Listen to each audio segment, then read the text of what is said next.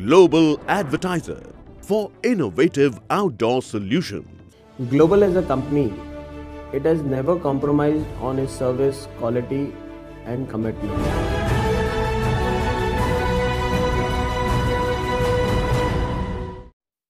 राज्यपाल ने किया कोरोना योद्धाओं का सम्मान। मुंबई अध्यक्ष के नेतृत्व में किया सम्मान समारोह का आयोजन।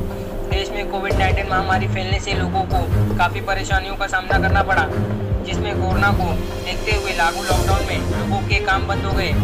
लेकिन इस महामारी के बीच एक योद्धा बनकर अहम किरदार निभाया कई संस्थाओं ने, जैसे जरूरतमंदों तक राशन पहुँचाना हो या फिर लोगों की हर जरूरत को पूरा करना। संस्थाओं द्वारा एक अच्छे कार्य करने पर भाजपा मुंबई अध्यक्ष मंगल प्रताप लोढ़ा के नेतृत्व में राजीव भवन में सम्मान समारोह आयोजन किया गया। महाराष्ट्र के राज्यपाल भगत सिंह कोश्यारी के हाथों मुंबई के 21 संस्थाओं को कोरोना योद्धा सम्मान पत्र देकर सम्मानित किया गया। राज्यपाल भगत सिंह ने कहा कि सेवा पूजा है, जो करके एक आनंद आता है। कार्यक्रम में कोरोना को देखते हुए सोशल डिस्टेंसिंग का भी पालन किया गया। कार्यक्रम में मंजू लोढ़ा, पराग शाह और संस्था के लोग मौजूद रहे।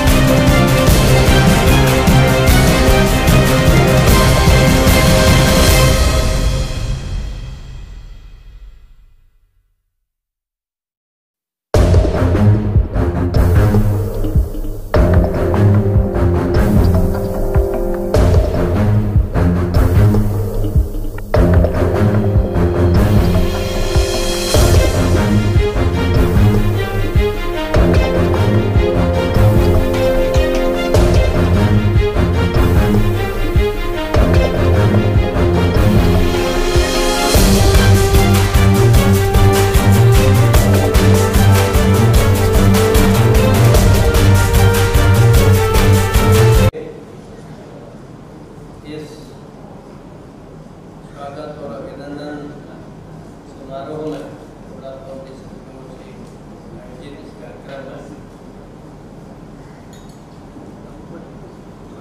श्रीमान मंगल प्रभात लोढ़ा जी हाईवेज के प्रभारी हैं, पराग शाह जी, मंजू लोढ़ा जी,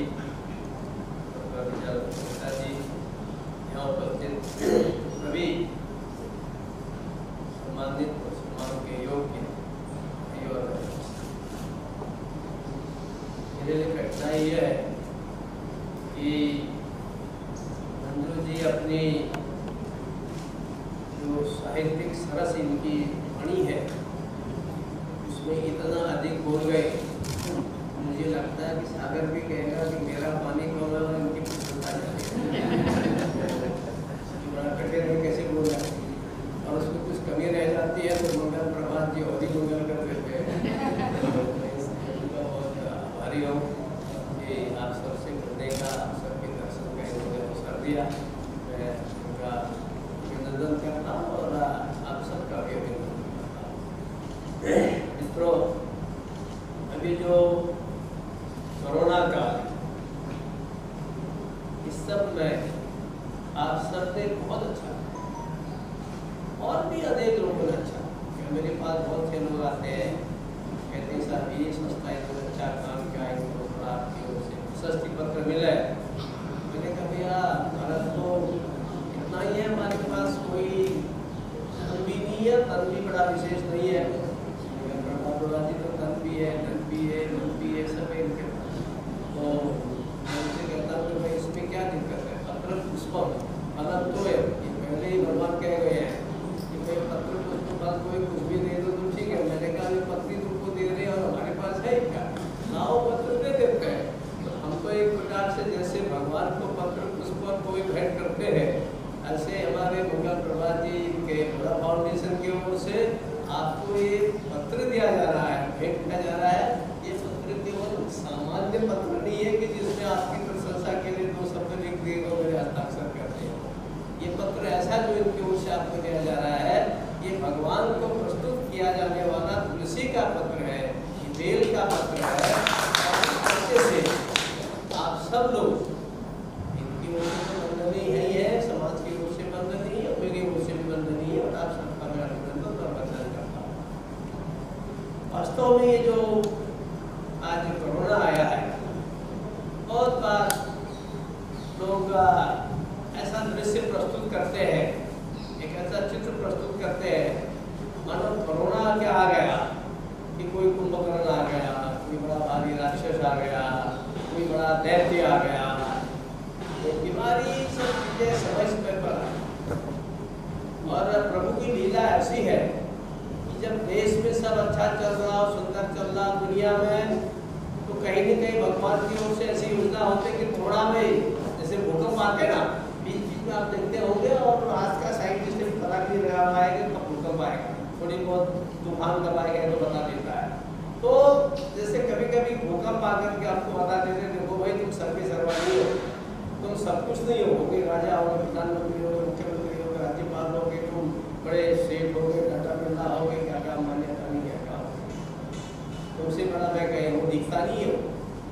वो जो दिखता नहीं है वो कभी कभी हमारे बीच में एक गरीब भिक्षुक के रूप में आता है, वो कभी कभी हमारे बीच में कुछ रोगी के रूप में आता है, वो कभी कभी हमारे रूप में रोगी के रूप में आता है, तो कभी कभी हमारे गरीब मजदूर असहाय मजदूर के रूप में आता है।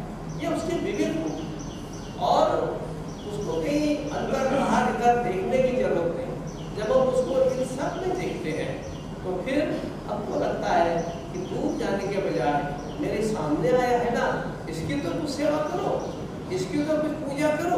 तो सचमुच ये जो पूजा आप लोग कर रहे हैं, जो सेवा आप लोग कर रहे हैं, ये सचमुच उस परम पिता परमेश्वर की पूजा है।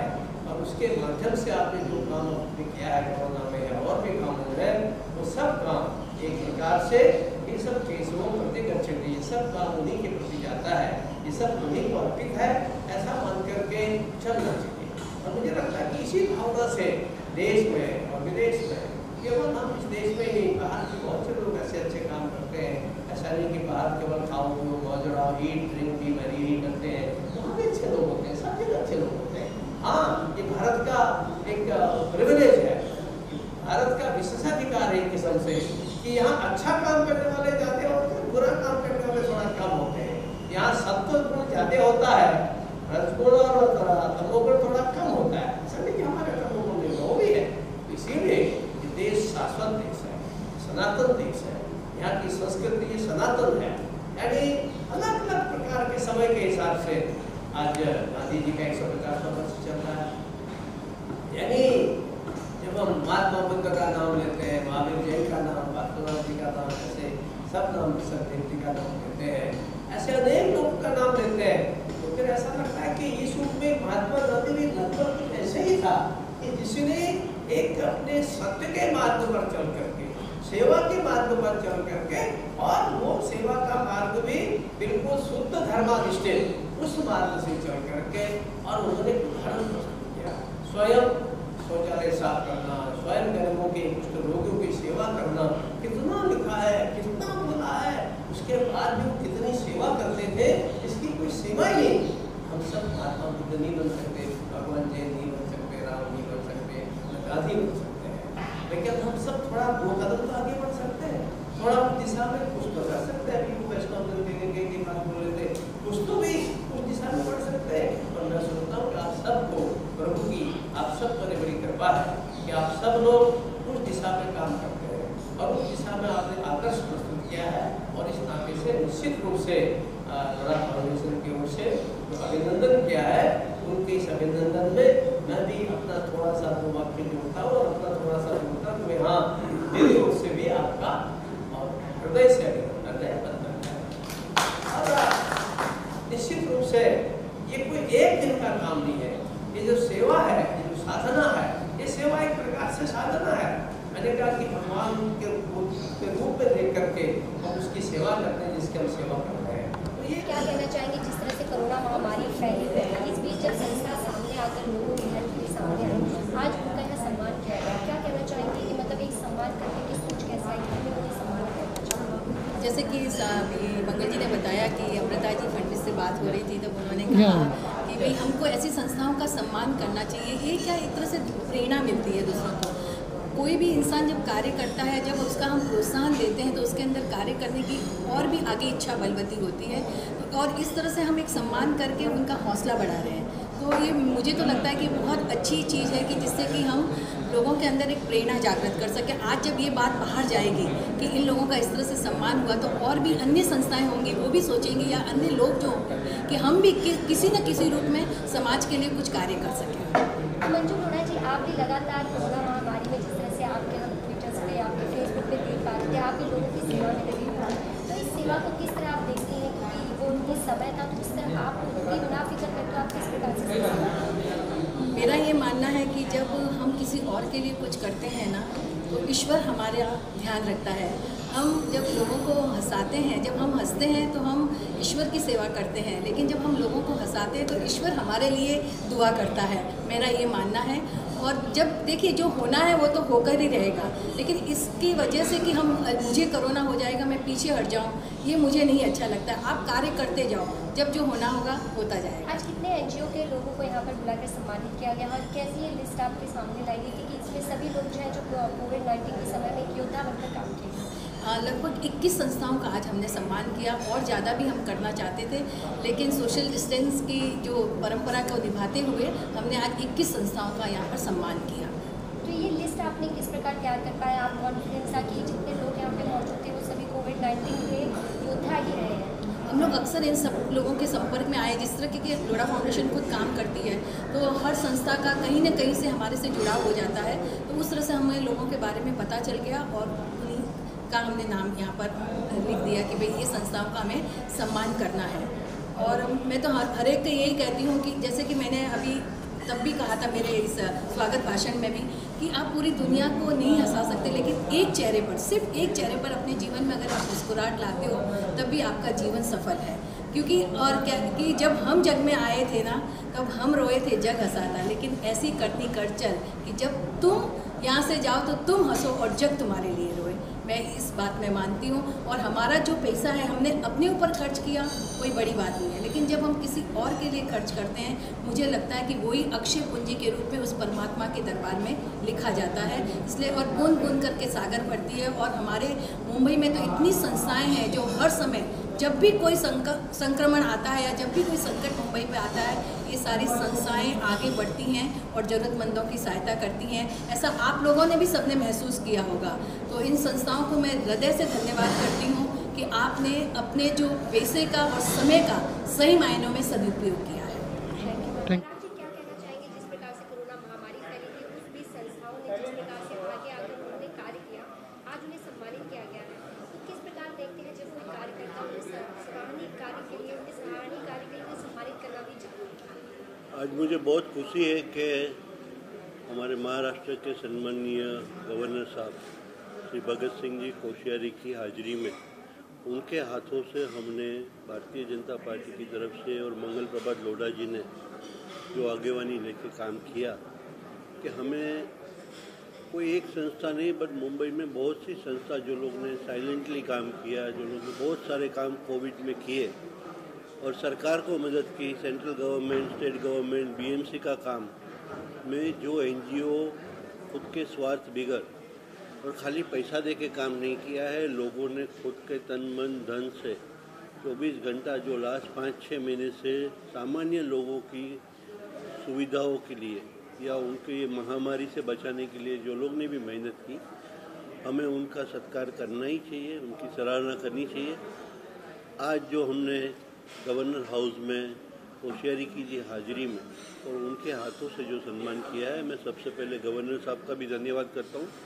बाकी सभी संस्थाओं का भी हम हृदयपूर्वक धन्यवाद करते हैं कि जो अच्छे काम कर रहे हैं और मुंबई हमेशा इसमें भारत में आगे रहा है। कोई भी महामारी के टाइम, कोई भी मुसीबत के टाइम मुंबई की सभी संस्थाएं एक दूसरे के साथ मिलके कोई भी नात जात देखे बिगड़ जो काम किया है, मैं सभी का वापस धन्यवाद करता हूं और आगे भी हम सब ऐसे ही काम करते रहेंगे। धन्यवाद।